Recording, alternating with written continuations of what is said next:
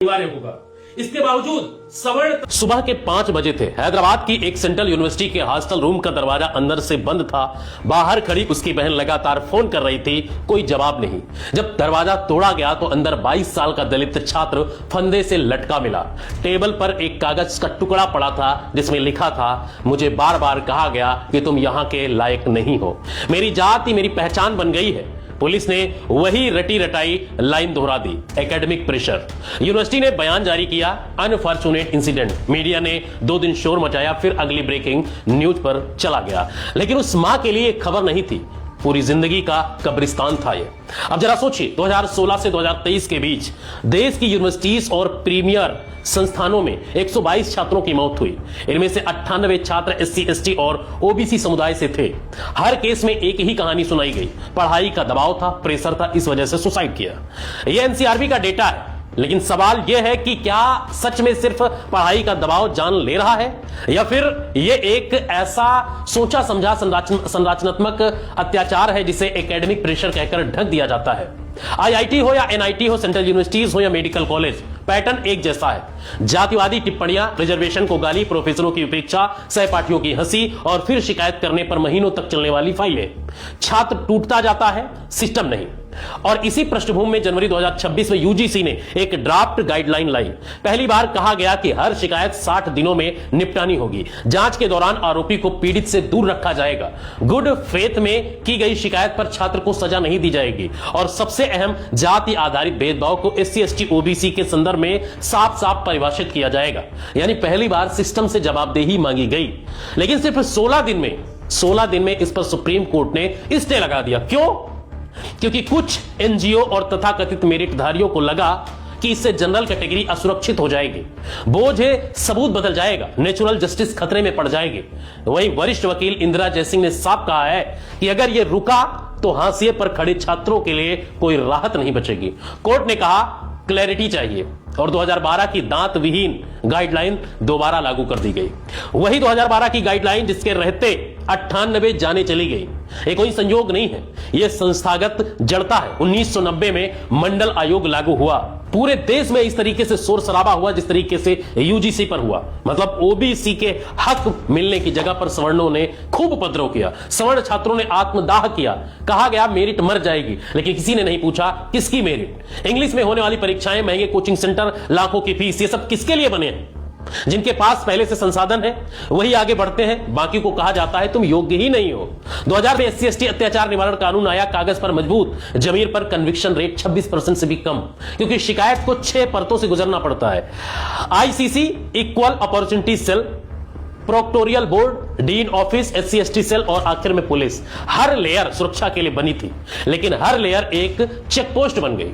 और रोहित मेमेला को याद कीजिए, 2015 में सस्पेंशन, अपील की, ICC बोला जांच चल रही है। डीन ऑफिस ने कहा मीटिंग बाद में प्रोक्टोरियल बोर्ड ने फाइल दबा दी और मंत्रालय से दबाव आया। 17 जनवरी 2016 को रोहित ने जान दे दी। उसने लिखा, मेरी बर्थ ही एक फेटल एक्सीडेंट थी, मुझे पैदा ही नहीं होना था। नहीं रोहित, एक्सीडेंट तुम्हारी बर्थ नहीं थी, एक्सीडेंट ये सिस्टम था जिसकी वजह से तुम्हारी जान गई। 2019 में पायल ताड़वी, आदिवासी डॉक्टर, रोज जातिवादी ताने, रिजर्वेशन से आई हो, डिजर्व नहीं करती, डर के कारण शिकायत नहीं की, 22 मई को फांसी लगा ली। आरोपी डॉक्टरों को 3 महीने में जमानत मिल गई। केस 2026 में भी लटका हुआ है। IIT में SC ST फैकल्टी सिर्फ 4.2% है, जबकि होना चाहिए 15%। NIT में 3.8%, सेंट्रल यूनिवर्सिटी में 8.1%। पोस्ट खाली छोड़ दी जाती है। कह दिया जाता है कि योग्य उम्मीदवार नहीं मिला, लेकिन छात्र आए तो रिजर्वेशन का ठप्पा। यह दोहरा चरित्र नहीं, खुला पाखंड है। सोचिए, वहां पर जो भर्ती करते हैं, जो लोग सिस्टम में बैठे हुए किस बिरादरी, किस जाति, किस वर्ग से आते हैं। 2021 में NIT त्रिची के दलित छात्र ने लैब में जाति सूचक गाली की शिकायत की। ICC ने कहा लिखित दो, दिया गया, गवाह लाओ, लाए, कहा रिकॉर्डिंग चाहिए, निजी बातचीत थी, रिकॉर्डिंग नहीं थी। फैसला इनफिशिएंट एविडेंस की वजह से खत्म हो गया। कास्टिज्म कैमरे के सामने नहीं होता भाई साहब, कास्टिज्म आमने सामने होता है, हॉस्टल में होता है, कॉरिडोर में होता है, लैब में होता है, और सिस्टम करता है वीडियो प्रूफ। सिस्टम कहता है कि वीडियो प्रूफ लाओ तब मानेंगे। यही स्ट्रक्चरल वायरस है। हर बार जब जवाबदेही की बात आती है सिस्टम स्लो हो जाता है। मंडल के बाद, रोहित के बाद, पायल के बाद और अब UGC नियमों के बाद, यह कोई साजिश नहीं है, सेल्फ प्रोटेक्टिंग मैकेनिज्म है। राजनीति इसे और जहरीला बना देती है।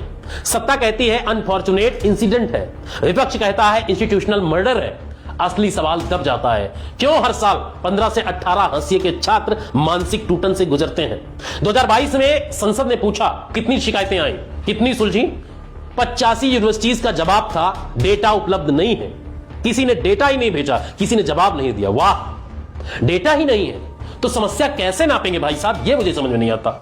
समाधान कैसे निकलेगा ये नहीं समझ में आता। यूजीसी का नया ड्राफ्ट कोई क्रांति नहीं था, बस टाइमलाइन, अंतरिम राहत और परिभाषा थी। लेकिन जिस तरीके से तांडव हुआ उससे अभी तक अगर ओबीसी समाज नहीं जागा तो आप अपना इतिहास भूलने वाले हो, ये लिख कर ले जाना। लेकिन सोचो, आज फिर 2012 की खोखली गाइडलाइन लागू है।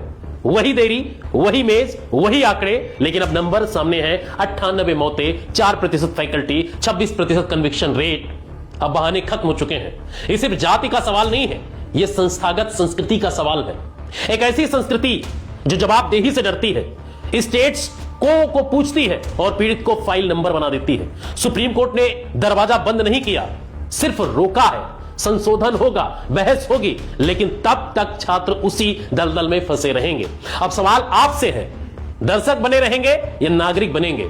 अपने हक अधिकारियों के लड़ेंगे या दर्शक दीर्घा में बैठकर मैच की तरह देखेंगे? अपने कॉलेज में SC/ST सेल से सवाल पूछेंगे या चुप रहेंगे? डेटा मांगेंगे, अगली आत्महत्या पर 2 दिन शोक मनाकर आगे बढ़ जाएंगे? रोहित ने कहा था, मेरी जिंदगी एक आंकड़ा बन गई है, अगर हम अब भी नहीं जागे तो अगला आंकड़ा किसी और मां का बेटा होगा, हो सकता है आप ही हो। यह कहानी खत्म नहीं हुई है, यह विराम है, आने वाले समय का इंतजार है। और अगर इस विराम में हमें तय करना है कि आगे इंसाफ होगा या सिर्फ लाशें बिछी रहेंगी, यह सवाल आप पर है। लेकिन लास्ट में मैं यही कहना चाहूंगा, उन लोगों ने सड़कों पर आकर इस बिल को स्टे करवा दिया, यूजीसी नियमों को सुप्रीम कोर्ट ले जाकर स्टे करवा दिया 16 दिन के अंदर। ये उनकी ताकत थी। लेकिन आप अगर आज बैठे रहे तो याद करिएगा मेरी इस बात को, और इस वीडियो को ध्यान से देखिए। जो देख रहा है शेयर जरूर कीजिएगा। याद करिएगा, आने वाली पीढ़ी आप पर थूकेंगी, आप पर हंसेंगे कि ना आप मंडल कमीशन के दौर में अपने अधिकारों को बचा पाए और ना आज यूजीसी के समय पर अपने अधिकारों को बचा पाए। पीछा हमेशा ओबीसी ही जाता है। इसीलिए अगर आज नहीं जागे तो आने वाली नस्लें आपको कोसेंगी, आपसे सवाल पूछेंगे कि आप कर क्या रहे थे। फिलहाल इस वीडियो में इतना ही, लेकिन अपनी राय जरूर दीजिए और इस वीडियो को शेयर जरूर कीजिए।